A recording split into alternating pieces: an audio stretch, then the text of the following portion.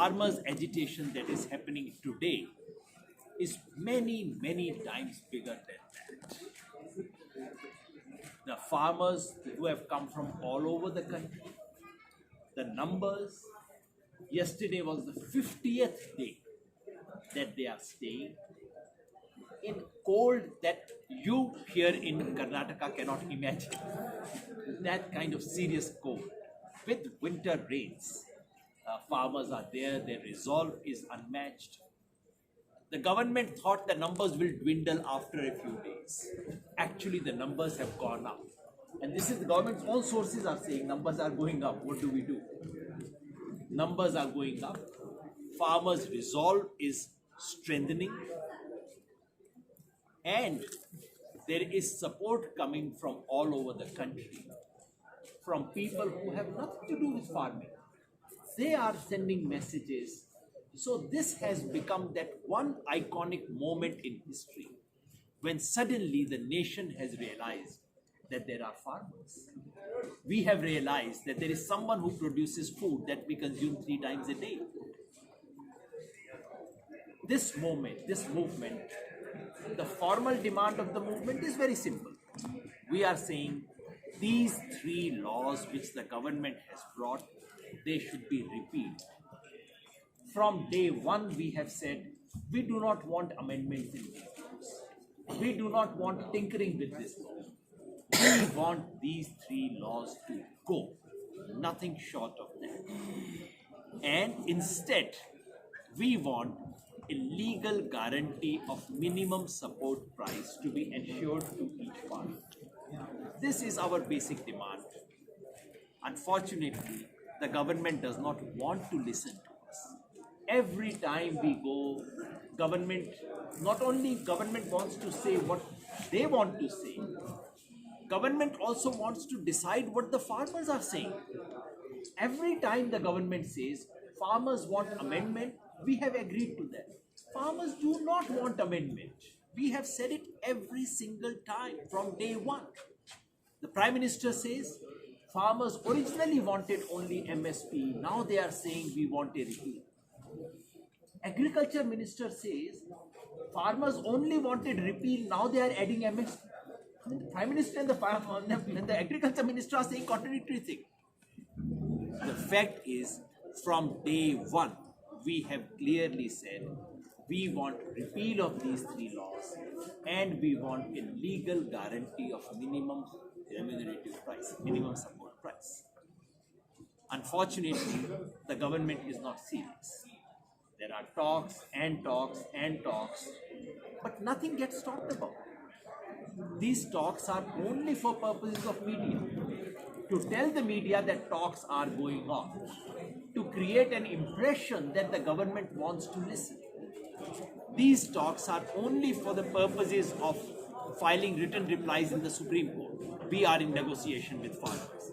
Actually, nothing is happening in those talks because the government is unwilling to even acknowledge what the farmers really want. That is why farmers have had no option but to intensify this movement forward and to expand. We have given a series of calls. As you know, 13th of January was Lohri and 14th was Makar Sankranti in most of the country. We marked it by burning copies of the 3 laws. 18th of January is a very special day for us because on 18th we are marking Mahila Kisan Divas. Women do 70% of labor in agriculture, but they are not recognized by anyone. So on 18th, all over the country, in all the dharnas, all the morchas, we will have women on the stage, women as speakers, and large number of women who would come and attend these. 23rd of January is Netaji Subhash Chandra Bose Day. We are marking that day by protesting outside Raj Bhavan in most of the states. But our biggest program is 26th of January. We have already announced and we have given an ultimatum to the government that unless our demands are conceded, 26th of January we would hold a Kisan Ganatantra parade, Republic Day parade by the farmers, and I expect at least 10 lakh farmers to be in Delhi then. The kind of preparations that are taking place in Punjab, Haryana, Rajasthan, Western UP, the neighboring states of Delhi, it is astonishing. The whole villages are planning to march to Delhi then. It would be a historic day. I want to clarify that we are planning on a completely peaceful march.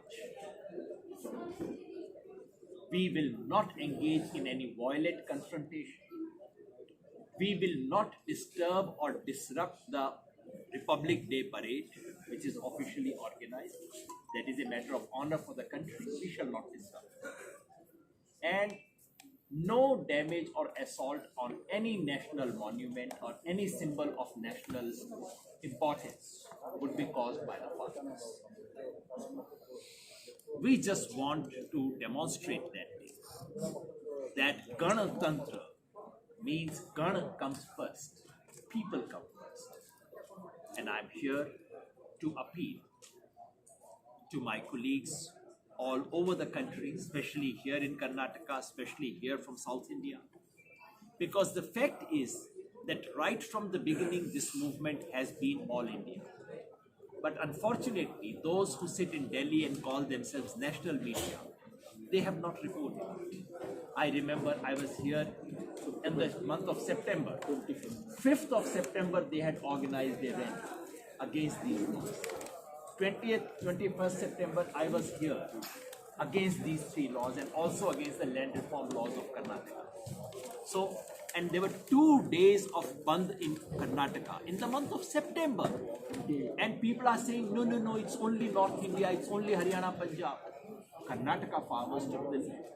In Tamil Nadu, when Bharat Bandh took place, in about 300 places, Bharat Bandh was organized in Tamil Nadu. That does not get reported. And if it does not get reported, it never happened. That is the problem. Hundreds of farmers have come from Kerala and have joined us yesterday. In Telangana and Andhra Pradesh, the movement is being organized. So, I'm here both to underline and to appeal. I'm here to underline the fact that this is a national movement. And the character of the movement cannot be judged by how many people reach Delhi. Otherwise, and you know how farmers' movement take place, I do not need to spell out. We basically stuff trains for thousands of kilometers. We can't do that right now. You cannot even enter the railway station unless you have a ticket to show it. So, I'm here to underline the fact that this is an all-India movement, that it concerns the whole of the country, that farmers all over the country are worried, they are anxious.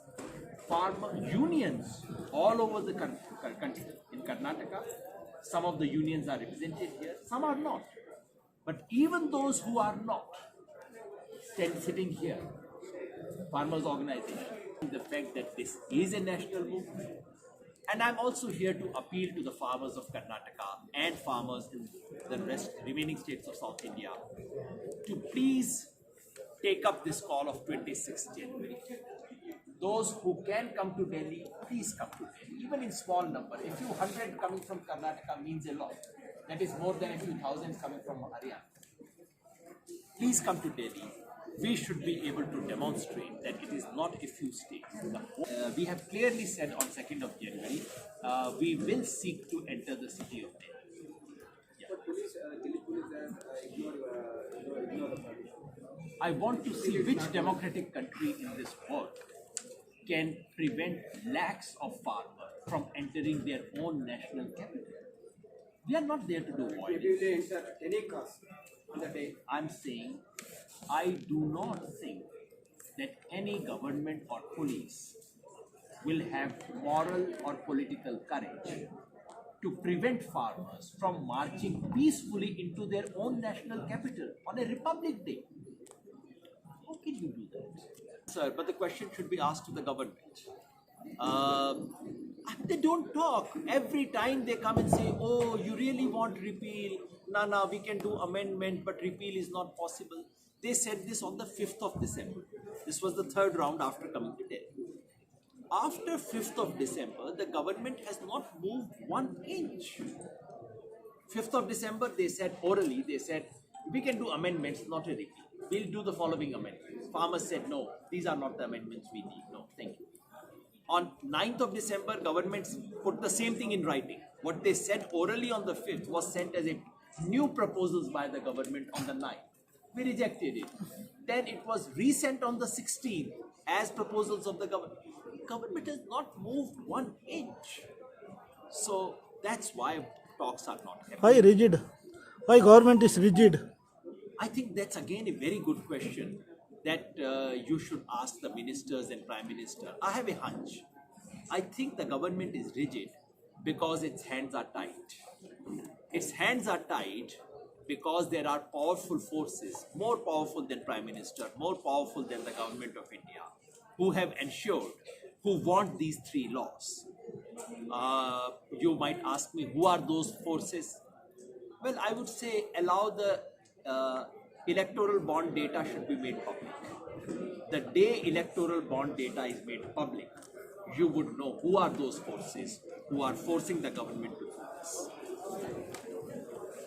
It's not the end date for us. It is an ultimatum to the government because otherwise we would organize this march, peaceful march. But I do not see 26th as the final day. Agitation will continue. We are here with a resolve. And if the government wants to prolong it, let them prolong it. My only warning to the Prime Minister is, the sooner you end this game, the cheaper it is for you. The more you prolong it, Mr. Modi, the more expensive the game will become for you. Expensive politically. You decide that these acts would be brought in. Adani created a huge silo facility in Haryana. They were given CLU, this change of land use permission, on 5th of May, when the whole country was closed down because of Corona, when no one knew about these 3 agri laws. At that time, Mr. Adani got the permission for these things. If you read Mr. Adani's brochure, Adani Agro Logistics, if you read their brochure, 1 year ago, they were saying that we are building these infrastructure and we are going to capture this much of market segment in India's agri-logistics. So the corporates knew it. So that's what I was saying. There are forces bigger than the government. They are the ones who are controlling. So you think it's that is why even if it is politically expensive, the government does not want to withdraw it. I'm sorry. So it's a pre-planned. Cannot possibly be any doubt about the fact that these kinds of laws have been plotted for the last 20 years. If you go back, all the committees that the government wants to, government says, these laws did not come overnight. I agree. Because agri-business and a set of bureaucrats and politicians have been designing it for several years. The fact is that previous governments also wanted to do it. BJP is absolutely right when they say it. They did not have the courage. Mr. Modi thought that pandemic is the right moment. The country is distracted. This is the right moment to push it. No one would notice it. This is what happened. So yes, these things were pre-planned. Yes, big business of India has been eyeing agriculture now for a few years. And they have been clearly saying, these big corporates come to Niti Aayog meeting and they say, yes, we want to enter into agriculture, but give us contract which we can do over at least 10,000 acres of land, 20,000 acres of land. Otherwise, why do we enter into agriculture? Please remove the restrictions on stocking and allow us, and please allow us to trade outside APMC. These are the 3 things they wanted. All the 3 things have been given. We gave a call for the products of Reliance and Adani to be boycotted. We made it absolutely clear. It was a voluntary boycott call. The anger against these corporate houses is so much that people not only started delinking from Reliance mobile phone numbers, they started porting their numbers and so on. They started boycotting their petrol pumps. But in many cases, farmers on their own started cutting electricity to these mobile towers of Reliance. We issued a statement saying, please don't do that. Because some of the, because violence is not something that we preach. B, also because some young innocent children are being affected because their education is right now online. So we had given a call and Punjab government reinstalled that. After that, Reliance went to Punjab and Haryana High Court to say vandalism is taking place, please prevent this. Punjab government filed an affidavit saying the thing has already been repaired. We issued a statement saying any kind of vandalism we do not support. ಹೊಸ ವಿಡಿಯೋಗಳಿಗಾಗಿ subscribe ಮಾಡಿ ಮತ್ತು bell button ಮೇಲೆ click ಮಾಡಿ.